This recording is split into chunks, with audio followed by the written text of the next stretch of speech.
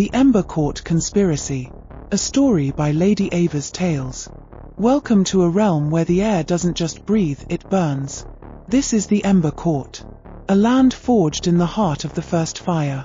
Here, the very soil is soot, and the forests are made of ancient, glowing carbon. It is a place of primal heat, governed by a beauty that can turn to ash in a heartbeat. Rising from the center of the realm is the Ashen Palace, a fortress carved entirely from smoky quartz. Towering spires of dark crystal catch the firelight, glowing with shadows and silver flame. Its walls shimmer like captured smoke. Its floors reflect every secret whispered within. Nothing spoken inside its halls is ever truly hidden. You know, back in the glass waste, we say a man with a floor this shiny is either very proud or very paranoid. Which one is the queen today? Silence, Jinn. You are here on her personal summons. Do not make us regret the invitation. In a palace where every soul is a statue of propriety, Magipak is a riot of motion. He moves with the effortless rhythm of a desert wind, his vibrant silks clashing against the cold, monochromatic elegance of the quartz walls. To the Ember Court, he is a stain. To the Queen, he is a necessity. The guards are right, Magipak. Your tongue is as flexible as your morals. And your palace is as cold as the stories say, Majesty. Though, I must admit, the quartz is a nice touch. It hides the stains of history quite well. I didn't bring you here for architectural critiques. I brought you because you see things my court refuses to acknowledge. You see the glamour for what it is, a lie. I see more than lies, Pontok. I see the way the fire in this room is leaning. It isn't bowing to a man, it's recoiling from a presence. Something close. Very close. Fire doesn't lie. But it can be fooled, when the scent wears the same skin as the face. You speak in riddles. If you sense treachery, name it. I cannot. That is the trouble. Whatever moves among your nobles moves masked, and the mask carries the same essence as the one beneath it. I feel the heat of it, but not yet whose shadow casts it. High above, on a mezzanine carved from translucent quartz, a hooded figure stands in absolute stillness. The folds of his dark robe swallow the light, his face lost in shadow as he watches the queen and the jinn below.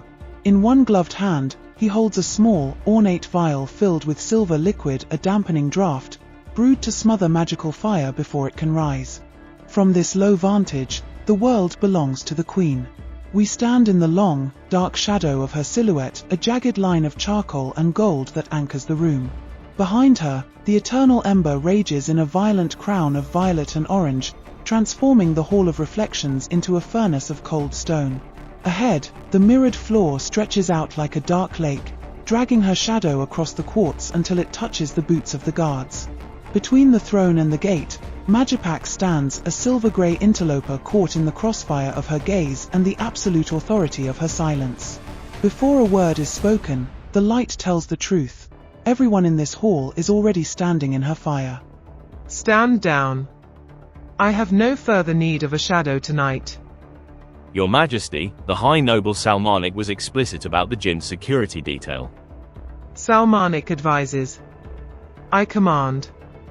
You will guard the door. Hold the perimeter and ensure no one, not even the elite, crosses the threshold without my personal summons. Is that understood? As you command, Flame Chosen. Far from the prying eyes of the court lies the Silmisonder. Here, the gloom of the smoky quartz gives way to the vibrant warmth of rubellite feeling. It is a place of life, of breath, and of absolute privacy. In this room, the only law is the Queen's peace. At its heart rests the sylvan, low, elegant, and luminous in the color of Silith. Its pale, pearlescent silver glows softly against the pink walls, as though touched by moonlight. It does not demand attention, it gathers it. Behind it falls the Lanthi Isilm moonfall. Not water, but liquid light cascading from the ceiling in a silent veil. It breathes as it descends, filling the room with a gentle radiance that seems alive. On either side stand two unicorns sculpted from cerebral, white star metal polished to brilliance. Their horns rise into the falling light, catching it, honoring it, as faint prisms scatter across the chamber. Framing the scene are great blooms of isolate moonflowers glowing with a soft luminescence once shared with the world of men. Together, they form not merely a room, but a sanctuary, where silver breathes, light falls like grace, and beauty stands eternal. I've spent a century seeing through fairy glamour, Pontok. But this isn't a trick. This is ancient. It is the only place in the Ember Court where I don't have to be a statue. The Silmathy gifted this cerebral to my ancestors, so that we would never forget what the light feels like when it isn't burning. The walls don't have ears here. I can feel it. The air is honest. Then be honest with me, Jinn. You saw the reflections in the quartz hall. You watched the council. What did the fire tell you that your tongue hesitates to shape? The fire did not give me a name. It gave me a disturbance. Someone among them burns, wrong. Not brighter.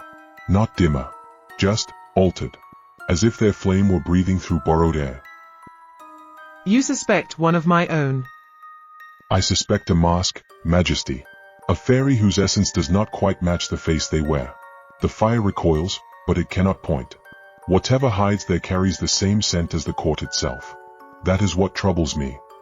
You bring me unease without proof. I bring you what the flames allow. Suspicion. Nothing more. But something in your council is being smothered, or taught how not to burn. I summoned my steward. Pontok's steward enters, Pontoki in ceremonial echo, though of lesser rank. She carries the formal title Pontoki of Keys, guardian of thresholds and keeper of access within the Ashen Palace. She moves with quiet precision, each step deliberate, each breath restrained. There is no ornament to her loyalty, it needs none. It lives plainly in her expression, in the steadiness of her gaze, in the way her posture aligns instinctively with the Queen's will. She is more than a steward. She is confidant, witness, and silent shield. The devotion in her face is not theatrical, nor performed for courtly eyes. It is absolute, an unwavering flame that has chosen its sovereign and will not be extinguished. Prepare the grand dining room for first light. A full court breakfast. Attendance mandatory. Yes, my flame chosen. And arrange a suite for Lord Majipak. Within the noble wing, Majesty? No. Near my private quarters. Majipak's eyes flick toward her sharply. The steward hesitates only half a breath. As you command. Within the palace walls, silence reigns. Majipak withdraws to his appointed chambers, his usual wit extinguished beneath thought. The Queen returns to her private quarters, her steps measured, her silhouette dissolving into corridors of dark crystal. And then, stillness. The vast halls of smoky quartz stand empty, yet they are not lifeless. A subtle vibration hums through the palace bones, a resonance so low it cannot be heard, only felt. The quartz trembles faintly, as though remembering itself. As though cleansing what has passed through it. The crystal does not merely hold secrets. It purifies them. Soft pulses of silver light ripple beneath the translucent walls, moving like breath beneath skin. The floors shimmer with ghost-like reflections, smoothing away the imprint of footsteps, absorbing tension, mending unseen fractures. The palace heals itself in the quiet hours, knitting shadow back into strength. At first light, the grand dining hall awakens not with noise, but with radiance. Vaulted arches of dark crystal rise like cathedral spires, their heights dissolving into a canopy of soft dawn glow. Chandeliers of suspended flame shimmer overhead, casting warm constellations across polished floors that reflect the world as perfectly as still water. At the heart of the chamber stands a vast table of clear quartz, luminous, immaculate, its surface alive with delicate veins of captured light. It gleams as though carved from frozen starlight. Along its length, chairs of the same translucent stone curve in elegant symmetry, each one sculpted with reverent precision. At the head of the table rises the mime-tight throne, grander, brighter, crowned in golden brilliance. It commands the room without effort, its crystalline facets catching the morning light and scattering it like quiet fire. The table is laid with abundance, fruits jeweled in crimson and violet, warm breads, delicate pastries, and gleaming vessels of red and black juice that glow like liquid garnets and obsidian. Every dish reflects in the quartz beneath, doubling the feast into a vision of mirrored opulence. Here, elegance is not decoration, it is structure. Here, beauty is not displayed, it is inherent. The hall does not merely host a meal, it honors it. The grand dining hall glowed with effortless elegance. Conversation flowed easily between nobles, laughter rising beneath chandeliers of suspended flame. Crystal clinked softly against quartz, and the morning feast shimmered in the light of dawn. From the outside, it was harmony. But Majipak felt it again, that subtle distortion in the air, the same uneasy current he had sensed the night before. A tension beneath the civility, a heat that did not belong to the hearth. For once, the jinn was quiet. He offered no wit, no provocation. He simply watched, listening to what lay beneath the voices, studying the way the fire hesitated in its glow. Around him, the court dined, and the palace held its breath. Majipak, welcome to the heart of our people. Let me introduce you to the council who guides our lands, our spirits, and our safety. This is Salmanik, my second in command, keeper of strategy and voice of order when I am away. Majipak, you honor this hall with your presence. May your steps here be steady and your words wise. Welcome. This is Halapoka, in charge of our housing and infrastructure, the mind behind our walls, bridges, and hearths. Majipak, may you find our roofs strong and our fires welcoming. It is good to have you among us. This is Kurgabakea, voice of our spiritual council, guardian of our traditions and sacred rites. Majipak, may the ancestors guide your path and bless your purpose here. You are received with open spirit. And there is Buklal, lord of the guards, shield of this council and protector of our people. Majipak, you stand under our protection. May your stay be secure and your intentions true. Welcome. Before this bread disappears entirely, and before Buklal decides the last of the honey is a matter of national security, allow me to thank you properly. I am honored to share a table with you all, Salmanik, whose steady hand keeps plans from unraveling. Halapoka, whose work ensures we sit indoors rather than beneath a leaking sky. Kurgabakea, whose wisdom keeps both spirits and tempers from drifting too far, and Buklal, whose vigilance is so constant I suspect even the porridge feels guarded. To be welcomed not only into your council chamber, but to your breakfast table, is no small gesture. It tells me this is not merely a place of power, but of fellowship. I promise to step lightly on bridges, respectfully among traditions, and carefully around guarded honey pots.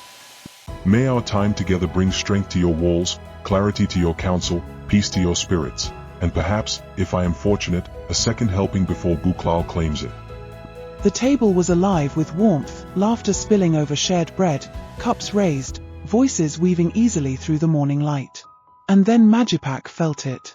A shift. Not heard. Not seen. Felt. The air thickened as though a storm had stepped into the room without wind or thunder.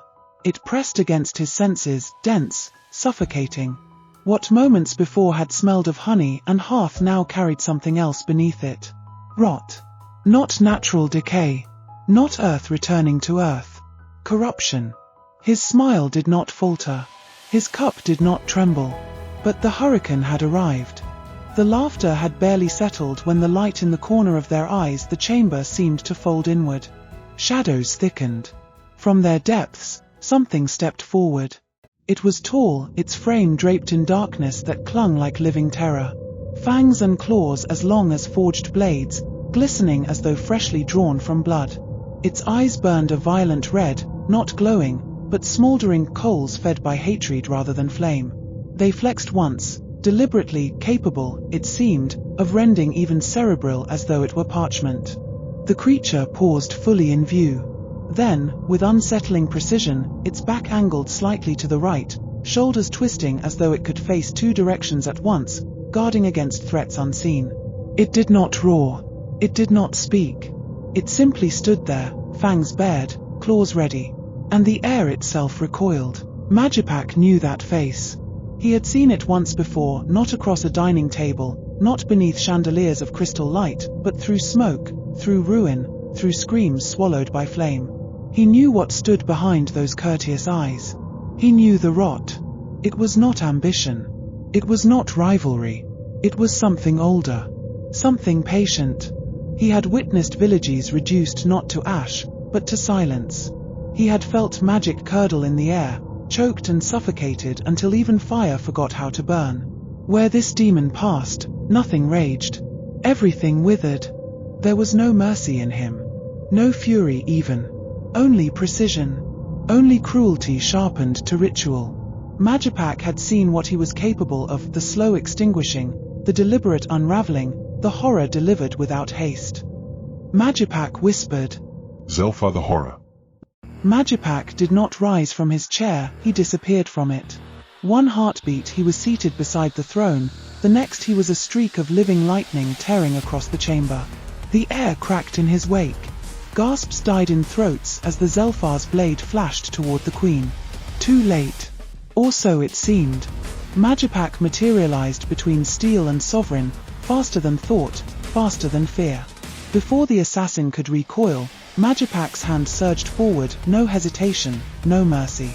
He drove it straight into the Zelfar's chest, the electric essence within him erupting in a blinding burst. Thunder split the hall. Blue-white fury exploded outward, searing through flesh and shadow alike. The scent of scorched air swallowed the assassin's final breath. The Zelfar convulsed, suspended in a cage of lightning, every spark a verdict. Majipak stood immovable, an embodiment of storm given human shape. Nothing could have stopped him. Not blade, not darkness, not death itself. The queen lived. And the assassin's heart burned in the grip of a man who moved like lightning and struck like it too. A collective gasp tore through the hall. The demon was gone. In its place stood only silence, thick, suffocating silence, broken by the soft rustle of silk as Majipak pulled the queen into his grasp. Not gently, not tenderly, but with the precise, controlled force of a man fulfilling his duty. Protection was his contract. She paid him well to uphold it. Around the table, shock spread like wildfire. 5 fairies, pale, luminous, trembling, stared wide-eyed at the space where death had stood moments before. Empathy washed over them. The queen had nearly been assassinated in her own court. But Majipak did not gasp. He did not tremble. He felt something else. Impact. The kind that lingers after magic fractures the air. The villain had not fled far. No, the villain was still here. At this table. He could feel it, a residue of intent, sharp and deliberate. 5 fairies. 5 delicate faces. 5 possible lies. But which one had just tried to kill a queen? In a single pulse of displaced air, they returned to the Silmisonda. No portal shimmered. No warning sounded. Majipak did not rely on spectacle. Teleportation was merely one of many gifts in his arsenal. A very talented man. Dangerously so. You felt it too. The fracture in the air before it struck. Oh, I felt it. One does not simply overlook a 7-foot nightmare with fangs like ceremonial blades. It lacked subtlety. I almost admire that. It was not wild. It was scent. Yes, well, assassins rarely wander in by mistake. They seldom arrive to admire architecture. Majipak. If I do not lace horror with humor, Your Majesty, I begin setting continents alight. Allow me the courtesy. That demon was high-ranked. Ancient. Bound to higher circles. Such creatures do not freelance. No, they are not hired muscle. They are investments. And investments are negotiated. Negotiated by whom? Someone with influence deep enough to knock on the smoky quartz gates and not be devoured for the audacity. Someone who can bargain with higher demons without kneeling. None beyond this court should possess such reach. Which leaves only those within it. The silence settles. Heavy. The council. The devoted 5. Guardians of law, war, coin, stone, and council. Loyal to you, at least ceremonially. Choose your words carefully. I am. To obtain a demon of that rank requires something of equal weight. A relic. A secret. A promise of future dominion. Or permission. You believe one of them would dare? This is not daring. This is mathematics. Someone calculated that the attempt would succeed. Someone calculated survival. You imply planning beyond the attack. The creature bypassed the outer wards. It navigated the palace corridors without hesitation. It struck at the precise moment your guard rotation shifted. That is not chance. That is knowledge. Knowledge the council possesses. Yes. Let us indulge speculation, since evidence remains elusive. The master of war, accustomed to infernal pacts forged in battlefield desperation. The keeper of treasury, wealth enough to purchase loyalties that should never be for sale. The architect of infrastructure, intimate with every corridor, every blind angle in your palace. The arbiter of law, keeper of sealed rights, of summoning texts buried beneath centuries of ash. Your second, closest to you. Close enough to study your habits. Close enough to anticipate your movements. Enough. No, not enough. One of them approached the higher demons. One of them persuaded beings of monstrous pride to part with one of their most prized commanders. That is not a favor. That is alignment. Or desperation. Desperation trembles. This did not tremble. This was clean. To send such a creature against you means the architect believed the throne would fall neatly. No chaos. No fracture. The ember would pass, controlled, into waiting hands. You think the plan extended beyond my death? Assassination is only the beginning of a transfer of power. His voice loses all humor. Who among them possesses the hunger? The patience to sit at your table, toast your reign, and quietly orchestrate your erasure. I chose them. And that is precisely what makes this elegant. Higher demons do not move for fear. They move for destiny. Someone promised them yours. Magipak left the queen within the sacred chamber of the Silmisonda, where ancient wards shimmered unseen along the stone and old light clung to the air like a silent vow. For now, she was safe. He did not look back. Safety for her meant uncertainty for him. He needed to think. Not the hurried thinking of battle or strategy whispered across a council table, no. He needed the deeper reckoning. The inward counsel. The one he had always trusted above all others. For Magipak had never truly relied on advisors. Not fully. Not when the weight of a realm pressed upon him. When decisions carved fate itself, he turned inward to that chamber of divided thought where doubt and conviction argued without mercy. Him and him alone. The hall beyond the Silmisonda was vast, lit by suspended lanterns that burned with pale, unwavering flame. Yet he did not remain beneath their watchful glow. Instead, almost without realizing, he drifted away from the main corridor and into a darker passage, one less traveled, where the stone narrowed and the air cooled. The sounds of the palace faded into distant murmurs. No guards. No banners. No echo of courtly whispers. Only the hush of ancient stone and the faint tremor of his own breath. This was where he deliberated best, in shadow. He paused near a bend in the passage. The darkness did not frighten him. It welcomed him. In shadow, no one watched. No one expected certainty. And there, in the narrow corridor far from the queen, Magipak convened his truest counsel. Silence. Memory. Doubt. Resolve. They gathered without faces, yet spoke with his own voice. The realm waited for an answer. But first, he would argue with himself. Low. Measured. Not echoes, not the memory song of the stone, but living sound carried from the chamber beyond. He stopped just short of the curve.